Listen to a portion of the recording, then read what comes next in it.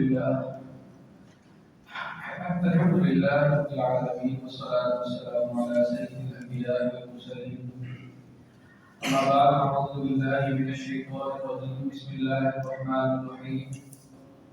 ووصينا الإنسان بوالديه إحسانا حملته أمه كرها ووضعته كرها وحمله وفصاله 30 شهرا حتى إذا بلغ أشده وبلغ 40 سنة قال رب أوزعني أن أشكر نعمتك التي أنعمت علي وعلى والدي وأن أعمل صالحا ترضاه وأصلح لي في ذريتي إني تبت إليك وإني من المسلمين. صدق الله العظيم. اللهم صل على محمد وعلى آل محمد وبارك وسلم. رب اشرح لي صدري ويسر لي أمري واحلل عقدة من لساني يفقهوا قولي واجعل لي وزيرا من أهلي. اللهم أرنا الحق حقا وارزقنا اتباعه وأرنا الباطل باطلا وارزقنا اجتنابه. اللهم ألهمنا رشدنا وأعذنا من شرور أنفسنا. آمين يا رب العالمين. میں نے آپ کے سامنے سورۃ الاحقاف کی آیت نمبر 15 تلاوت کی. یہ سورۃ 26 پارے کی پہلی سورت ہے اور یہ سورۃ الاحقاف کی 15 آیت ہے. اس مقام پر اللہ سبحانہ و تعالیٰ نے دو کرداروں کا بیان کروایا. ایک دو کردار ہیں ہمارے سامنے، دو مثالیں ہیں ہمارے سامنے. ایک کردار وہ ہے جو ایمان والا ہے، ایک کردار وہ ہے جو اللہ کو رب ماننے والا ہے اور اس پر ڈٹ جانے والا ہے. اللہ فرماتے ہیں الذین قالوا ربنا اللہ، بے شک وہ لوگ جو انہوں نے کہا کہ اللہ ہمارا رب ہے، ثم استقاموا، پھر اس پر ڈٹ گئے، فلا خوف علیہم ولا هم يحزنون، تو ان کے لیے نہ کوئی خوف ہوگا نہ ہی کوئی غم. یہ اس سے ایک آیت وہ آیت پہلے کا. اور کیا انجام ہے اس کا؟ اولئک اصحاب الجنہ، یہی وہ لوگ ہیں جو جنت والے ہیں، خالدین فیہا، ہمیشہ رہنے والے ہیں اس میں، جزاء بما كانوا يعملون، یہ اس بات کا بدلہ ہے جو کیا کرتے ہیں. جنت ان کے اعمال کا بدلہ ہے. یہ اللہ تعالیٰ کا انعام ہے کہ اللہ تعالیٰ بندوں کی قدردانی کے لیے کہتے ہیں کہ تمہارے اعمال کا بدلہ ہے، ورنہ محض اعمال کی بنیاد پر جنت کسی کا حق ہے. رسول اللہ صلی اللہ علیہ وسلم نے فرمایا کوئی شخص عمل کی بنیاد پر جنت میں نہیں جائے. صحابہ نے پوچھا یا رسول اللہ آپ نے فرمایا ہاں میں بھی نہیں، جب تک اللہ کے رحمت مجھے آپ کرے. یہاں اللہ ہمارے قدردانی کرتے ہیں تمہارے اعمال کی وجہ سے. ابھی یہ جو کردار ہے، اس کردار کے اندر کیا کیا خوبیاں ہیں اس ایک آیت میں سبحان اللہ نے جمع کر دی. وہ کون سی خوبیاں ہیں؟ فرمایا وصینا الانسان بوالدیہ احسانا، اور ہم نے وصیت کی انسان کو اس کے والدین کے ساتھ اس نے سلوک کیا. حملته امه کرها، اٹھایا اسے اس کی ماں نے تکلیف سے، ووضعته کرها، اور جنم دیا اسے تکلیف سے، وحمله وفصاله 30 شهرا، اس کا حمل اور اس کا دودھ چھڑانا 30 مہینوں میں ہے. حتی اذا بلغ اشدہ، یہاں تک کہ وہ پہنچا اپنے مستوی کو، یعنی وہ عمر اس کی جوانی کو پہنچا ہو. وبلغ 40 سنہ، اور پہنچا 40 برس کو. یہاں اب شروع کی پختگی کا تذکرہ. قال رب اوزعنی ان اشکر نعمتک التي انعمت علی، اس نے کہا اے میرے رب تو مجھے توفیق عطا فرما کہ شکر کروں تیری. اے اللہ آپ مجھے توفیق عطا فرما کہ میں آپ کا شکر ادا کروں آپ کی نعمت کا، اس نعمت کا جو آپ نے مجھ پر انعام کیا. وعلی والدیہ، اور آپ نے میرے والدین پر انعام کیا. وَأَنْ أَعْمَلَ صَالِحًا تَرْضَاهُ، اور یہ کہ میں عمل کروں اچھا جسے آپ پسند فرمائیں. وَأَصْلِحْ لِي فِي ذُرِّيَّتِي، اللہ میری اصلاح فرما دیجیے میری اولاد کے بارے میں، میری اصلاح کر دیجیے میری اولاد کے بارے میں. انی تبت الیک، بے شک میں نے رجوع کیا آپ کی طرف، وانی من المسلمین، اور بے شک میں آپ کا فرمانبردار ہوں. اب یہ ایک کردار ہے جس کا اللہ سبحانہ و تعالیٰ نے نقشہ کھینچا ہے. وہ اللہ کو ماننے والا، والدین کا فرمانبردار، اللہ کو ماننے والا، آخرت کے طلبگار، اللہ کو ماننے والا، خاص طور پر والدہ کا فرمانبردار، اللہ کو ماننے والا، اللہ کی نعمتوں کا شکر ادا کرنے والا، اللہ کے جو والدین پر نعمتیں ہوئی اس کا بھی شکر ادا کرنے والا، اور اللہ کو ماننے والا، استقامت کرنے والا، اللہ تعالیٰ سے ہر طرح توفیق مانگنے والا. اللہ تیری توفیق، یا اللہ تو توفیق عطا کر. اور اللہ کو ماننے والا، اللہ سے توبہ کرنے والا، اور اللہ کو ماننے والا یا اللہ میں تیرا ہی فرمانبردار. یہ کردار ہے. دوسرے کردار کا مختصر نقشہ میں آپ کے سامنے رکھوں اس صورت میں صرف ترجمے کی صورت. وہ برا کردار کون سا ہے؟ فرمایا والذی قال لوالدیہ، اور وہ جس نے کہا اپنے ماں باپ سے اف لکم، افسوس ہے تم پر، اتعدانی، کیا تم مجھے دھمکی دیتے ہو، انا اقول کہ میں نکالا جاؤں گا یہ قبر سے، وقد خلت القرون من قبلی، حالانکہ بہت سی قومیں پہلے گزر چکی. وہ بندہ وہ کردار ہے آخرت کا انکار کرنے والا. تم مجھے ڈرا کر کے آخرت میں قبر سے نکالا جاؤں گا. بہت سی قومیں گزر گئی، کوئی واپس نہیں آیا. وہما یستغیثان اللہ، اور وہ دونوں فریاد کرتے ہیں اللہ، یعنی دنیا میں کردار ہے ایک نقشہ جو سامنے آتا ہے، وہ دونوں والدین فریاد کرتے ہیں وَإِنَّكَ آمِنْ ہلاکت ہو تیرے لیے ایمان ہے، اللہ کی بات مان ایمان لے آؤ، وہ پکار کر کہہ رہے ہیں، وہ اف کر کے کہہ رہے ہیں، وہ تھک ہار کر کہہ رہے ہیں، یہ کردار دنیا میں ان وعد اللہ حق، بے شک اللہ کا وعدہ سچ ہے، فیقول ما ھذا الا اساطیر الاولین، وہ کہتا ہے کہ نہیں یہ تو کہانی ہے مگر صرف پہلے لوگ، اللہ تبارک اولئک الذین حق علیہم القول، یہی وہ لوگ ہیں ثابت ہو گئی ان پر عذاب کی بات، فی امم قد خلت من قبلہم من الجن والانس، ان امتوں میں جو گزر چکی ان سے پہلے جن اور انسانوں میں، انہم کانوا خاسرین، بے شک یہ خسارہ پانے والے، ایک طرف وہ جنت والے اور ایک طرف یہ جہنم والے خسارہ پانے والے۔ اب آگے دیکھتے ہیں آج کی آیت کی طرف، آیت نمبر 15، اللہ فرماتے ہیں وصی الانسان بوالدیہ، اللہ نے وصیت کی ہے انسان، وصیت کہا جاتا ہے کہ انسان پورے اخلاص کے ساتھ، پوری ہمدردی کے ساتھ کسی کو تاکید کرے، بڑے احترام کے ساتھ تاکید کرے، اسے وصیت کہا جاتا ہے۔ لیکن یہ لفظ جب اللہ سبحانہ وتعالیٰ کے لیے استعمال ہوتا ہے، یعنی قرآن میں جب اللہ اپنے ساتھ منسوخ کرتے ہیں کہ اللہ نے وصیت کی، تو اس کا مطلب حکم ہوتا ہے، اللہ نے حکم کیا انسان کو، وصی الانسان بوالدیہ، ہم نے وصیت کی انسان کو اس کے والدین کے لیے احسان، اس میں سن۔ اب یہ احسان کیا ہے؟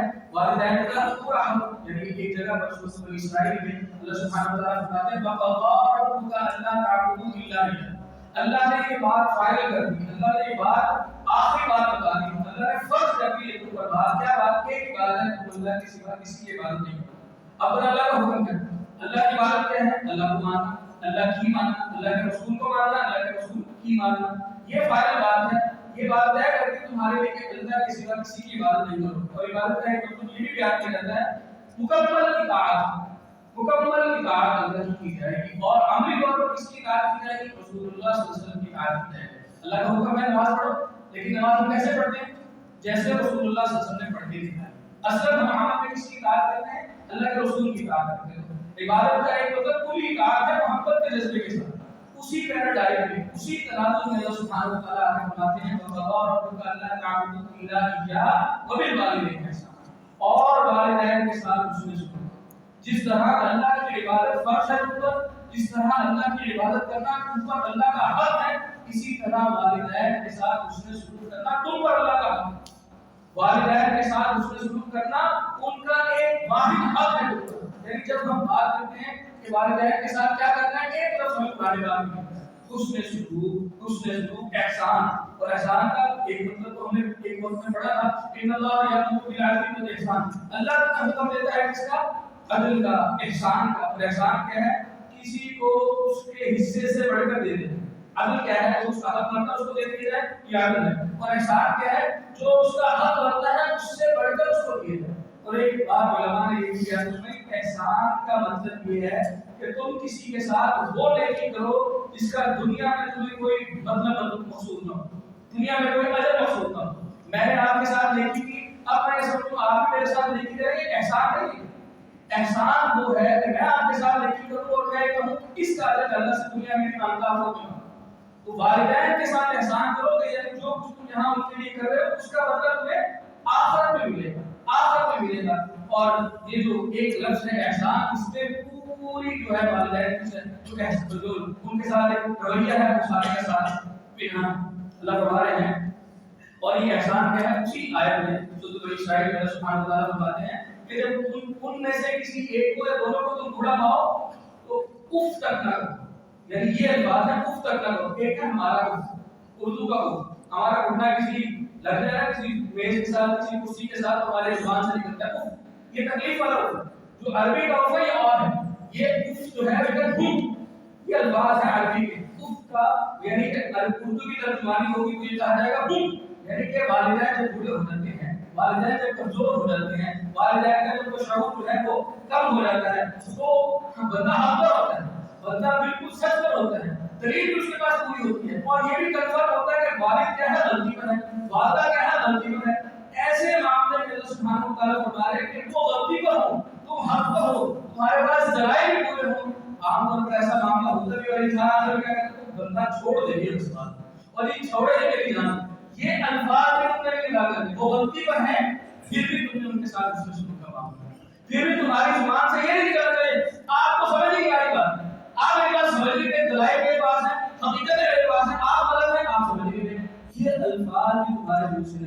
یہ اللہ نے والدین کے حق کے بارے میں ایک کلمے میں یہ پوری قیامت میں کہا کرتی ہے، یہ پوری قیامت جو ہے وہ چھپا کر رکھتی ہے، اف تک نہ کہو، اور بندہ سمجھتا ہے بے وقوف، یہ بے وقوف ہے، یہ بات نہیں سمجھے، ہاں جی بات ہے بے وقوف ہی ہوتی ہے۔ ذرا تصور کیجیے ایک عورت ہوتی ہے، اس کو پتا ہوتا ہے کہ میں کس تکلیف سے گزرنے والی ہوں، یعنی والدہ کو پتا ہوتا ہے کہ میری بیٹی کی شادی ہوئی ہے، میں کس تکلیف سے گزری ہوں، اس تکلیف کا اندازہ نہیں لیتے، لیکن والدہ نے بتایا ہے کہ انسان جو ہے اس کو اس تکلیف میں اگر اس کے 57 حصے کیے جائیں، اس تکلیف کے وہ وضع حمل کے مطلب اس کی تکلیف ہوتی ہے، اس تکلیف کے اگر 57 حصے کیے جائیں اور اس میں سے ایک حصہ اگر مرد کو دے دیا جائے تو مرد کے دماغ کی شریانیں کیوں تکلیف ہے جو وہ عورت ہے۔ اچھا پہلی بات تو اسے نہیں پتا ہوتا ہے کہ کون سی تکلیف ہے، کہ میں کون سی تکلیف سہ رہی ہوں، اسے نہیں پتا، پہلی بات تو وہ ایکسپیرینس کر لیتی ہے، وہ جب بھی اس کے ساتھ تکلیف کا معاملہ، اگلی بار وہ پھر تیار ہوتی ہے، اگلی بار وہ پھر اسی تکلیف کے ساتھ گزرتی، اسے پتا ہوتا ہے کہ تکلیف گزرنی، اور کہنے والوں نے یہ بھی بتایا کہ کبھی اللہ تعالیٰ محفوظ رکھے کسی بھائی کو فریکچر ہو جاتا ہے، ہڈی ٹوٹ جاتی ہے، وہ ہڈی جب ٹوٹ جاتی ہے فرمایا گیا کہ 14 ہڈیاں اکٹھی ٹوٹے نا تو جتنی تکلیف ہوتی ہے نا اتنی تکلیف عورت کو اس وقت ہوتی ہے۔ کیا ہم برابر بے وقوف ہے اور بے وقوف ہے، باپ نے لٹائی جوانی لٹایا، بے وقوف ہے، کہا جاتا ہے ہر کامیاب مرد کے پیچھے کیا ہوتا ہے، ایک عورت کا ہاتھ، ایک الفاظ سمجھانے والے یہ بھی ہے بھائی ٹھیک ہے وہ عورت کا ہاتھ ہوتا ہے جب بندہ جوان ہو جاتا ہے، اس کی شادی ہو جاتی ہے، وہ اس قابل ہو جاتا ہے، لیکن ایک کامیاب مرد کے پیچھے ایک پورے مرد کی جوانی، اس کی کوئی جوانی آپ ذرا آگے دیکھیے ہمارے ہیں نا مسجد میں ذرا باہر جا کے دیکھ لیجیے گا نماز کے انتظار کے وقت جس شخص کی جوتی ٹوٹی ہوئی ہوگی نا آپ تصور کر لیں کہ کس کا باپ اسی کی جوتی ٹوٹی ہوگی، بیٹے کی جوتی جو ہے وہ نہیں ہوگی اور باپ کی جوتی جو ہے وہ ٹوٹی ہوگی، آپ بیوقوف ہوتے ہیں، اپنی انرجی اپنی توانائی جو ہے وہ لٹا رہا ہے۔ اور ذرا دیکھ لیجیے قرآن پاک میں حدیث میں ذکر آتا ہے کہ اپنے بچوں کے ساتھ جو ہے وہ محبت کرو، جو ہے ان کے حقوق پورے کرو، ان کی اچھی طرح شادی کرو، ان کی تعلیم کا بندوبست کرو، لیکن پورا قرآن اٹھا کے دیکھو کہیں نہیں لکھا اپنے بچوں کے ساتھ دوسرے سلوک کرو۔ تو انسان کو اللہ تعالیٰ نے وصیت کر دی ہے، انسان کی فطرت ہے، ہر جانور بھی اپنے بچے کے ساتھ محبت کرتا ہے، جانور کا یعنی وہ پرندہ بھی اپنے بچے کے ساتھ محبت کرتا ہے، یہ تو وصیت ہے، یہ تو اللہ تعالیٰ نے نفسیات بنا دی ہے، کس کی تاکید کی جا رہی ہے، وہ جو تمہیں اندازہ ہے کہ آخر میں جا کے تم اس کا شکار ہو جاؤ، اگر تصور کیجیے وہ بات سمجھانے کا انداز ہے میرے بچے کا چہرہ میلا ہو جائے، اس کے چہرے پر کوئی جو ہے وہ گندگی لگ جائے، ٹھیک ہے، اور وہ کہیں بہانا کر رہا ہو، مجھے اس گندگی کو صاف کرتے ہوئے یا اس بہانے کو صاف کرتے ہوئے شرم آتی، بلکہ بڑے فوراً صاف کرتے ہیں، آج کل تو باپ بھی کر لیتے ہیں، ماں موجود ہے تو باپ بھی گندگی صاف کر لیتا ہے، اور چہرے پر خوراک کا کوئی ٹکڑا لگا ہو بچے کو بڑے پیار سے صاف کیا جاتا ہے، میرے بچے کے آج بھی لگی ہوتی ہے بڑے پیار سے صاف کی جاتی ہے، بچہ ہے، اور یہی بچپنا جو ہے وہ والدین کے ساتھ کیا تب باپ کے چہرے پر وہ خوراک کا ذرا لگا ہوتا ہے وہ آپ کے سامنے، تب باپ اگر وہ بولو براز کے معاملات میں اگر محتاج ہو جائے تو وہ محتاجی اس کی بڑی ناقابل برداشت ہوتی ہے، وہ بڑھاپا جو ہے وہ ہماری ہے، ایک آزمائش تو یہ ہے اللہ نے اولاد بھی ہے، اللہ نے آزمائش یہ ہے، آزمائش کا احسن طریقہ ہے اسے لگاؤ اللہ کے لیے، اسے کھپاؤ اللہ کے لیے، اللہ کے دین کا مجاہد بناؤ، اللہ کا بندہ بناؤ، اللہ کا عبادت گزار بناؤ، اللہ کا مطیع بناؤ، اللہ کا فرمانبردار بناؤ، یہ ہماری آزمائش کا حصہ ہے۔ قرآن پاک میں کہیں اللہ سبحانہ و تعالیٰ نے فرمایا کہ شادی کرو، ٹھیک ہے گھر بناؤ، ایک فرمایا یا ایھا الذین آمنوا قوا انفسکم واہلیکم، بچاؤ اپنے آپ کو اور اپنے اہل خانہ کو جہنم کی آگ سے، یہ واحد حکم ہے بنانے، واحد حکم ہے بات، کیونکہ گھر بنانا ہو، کاروبار بنانا ہو، کپڑے پہنانا ہو، خوراک دینی ہو، یہ سب کچھ تو جانور بھی کرتے ہیں، چڑیا بھی گھونسلہ بنا دیا اپنے بچے کے لیے، بعد میں اپنے بچوں کو شکار سکھاتے ہیں نہیں سکھاتا، ہم اپنے بچوں کو جو تعلیم دیتے ہیں کس لیے دیتے ہیں کہ پڑھ لکھ جائیں گے تو کچھ کما لیں گے نا، کچھ کھا لیں گے، بھوکے نہیں مریں گے، یہ بھوک سے مرنے سے بچانے کا طریقہ تو جانور بھی بتاتا ہے، پرندہ بھی بتاتا ہے، یہ تو وصیت ہے انسان کے اندر، وہ جو چیز انسان بھول جائے گا وہ اللہ نے یاد فرما دی، قوا انفسکم واہلیکم نارا، تم بھول جاؤ گے تمہاری آزمائش، تم بھول جاؤ گے تمہارا کیسٹ ہے، آج سے دنیا میں اللہ کے لیے لگا دو، آخرت میں اجر پاؤ گے، انہیں اللہ کا وعدہ بنا دو، تم چلے جاؤ گے، یہ تمہاری جنت کا ضامن ہوں گے، یہ تمہارے لیے صدقہ جاریہ ہوں گے، یہ وہاں تمہارے اعمال کا بدلہ لے رہے ہوں گے۔ ایک شخص ہے اللہ تعالیٰ اس کے درجات کو بلند کرتا ہے، وہ پوچھتا ہے یا اللہ میں نے ایسا کون سا عمل کر دیا کہ آج کا درجہ اور بڑھا دیا گیا، میں تیرے بچے کے تیرے لیے استغفار، یعنی وہ والدین کے لیے دعا کرنا، استغفار کرنا جنت میں درجات کا باعث بنتا ہے، یہ ہمیں کرنا چاہیے، ایک آزمائش ہے، اور ایک آزمائش میں ہے والدین جب بوڑھے ہوتے ہیں ان کے ساتھ حسن سلوک کا معاملہ۔ اب اللہ نے فرمایا حملت امہ کرہا، اٹھایا اسے اس کی ماں نے تکلیف سے۔ ذرا تصور کیجئے کبھی اپنے پیٹ پہ ذرا پتھر بنا دیجئے رسے کے ساتھ، چل کے دکھائیے، کھا کے دکھائیے، بیٹھ کے دکھائیے، کس قدر تکلیف کے ساتھ وہ ماں 9 مہینے اس پیٹ میں ڈال کر اس بچے کو کھایا کرتی ہے۔ اور صرف وہ تکلیف نہیں، وَوَضَعْتُ كُرْهًا، اور جنم دیا اسی تکلیف سے۔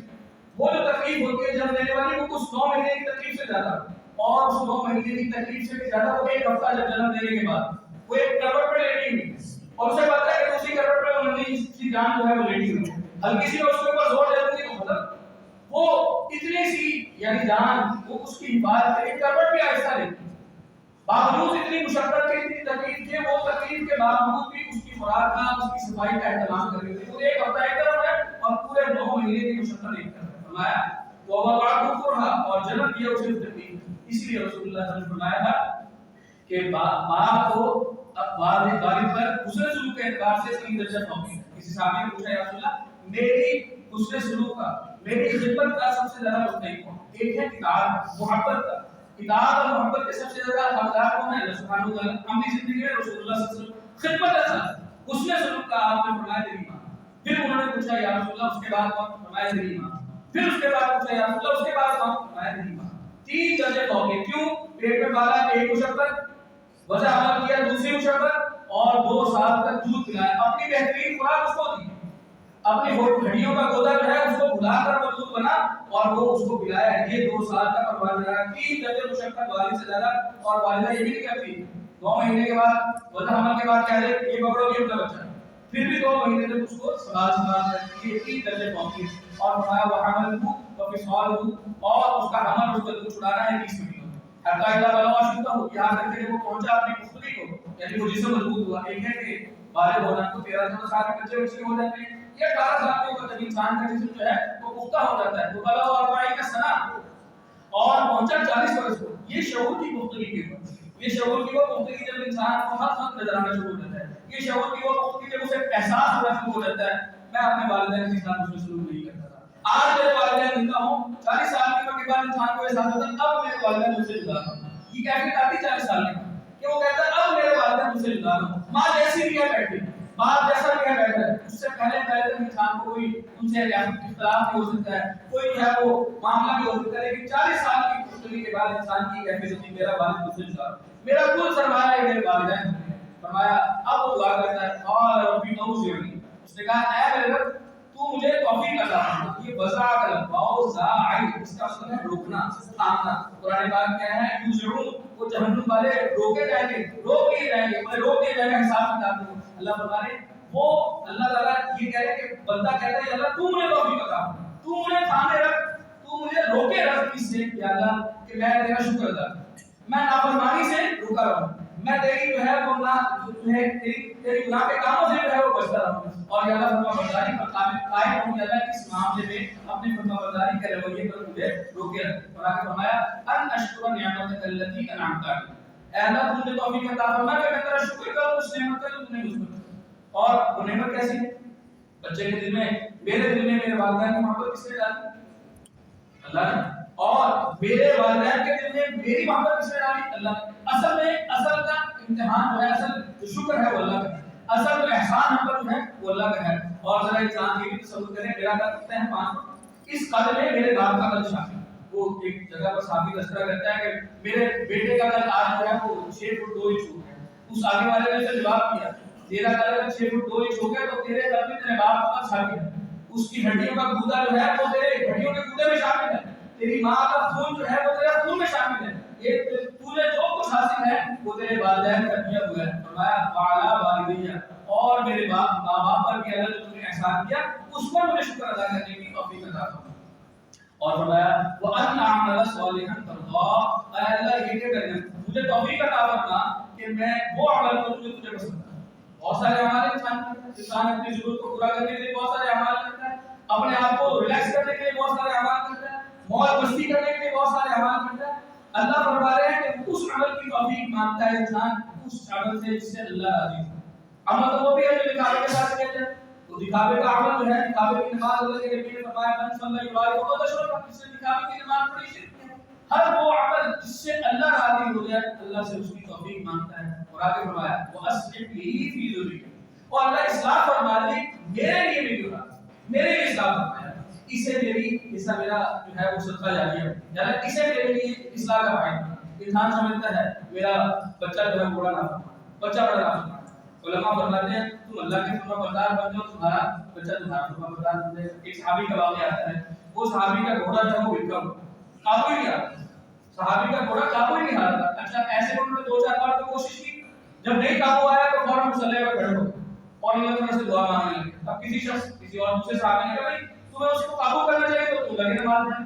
کہا نہیں، مجھے یہ احساس ہوا کہ میرا گھوڑا جو میری ملکیت میں ہے وہ میرے قابو سے باہر ہو گیا. میرا فوراً یہ گمان گیا کہیں میں اپنے آقا کا نافرمان تو نہیں ہو گیا. لہذا میں نے پہلے اپنے آقا کے آگے سجدہ کیا کہ یا اللہ میری طرف سے اگر کوئی جو ہے فرما برداری میں کرنی آ گئی ہے، کوئی نافرمانی ہوئی ہے، اللہ تجھے معاف فرما.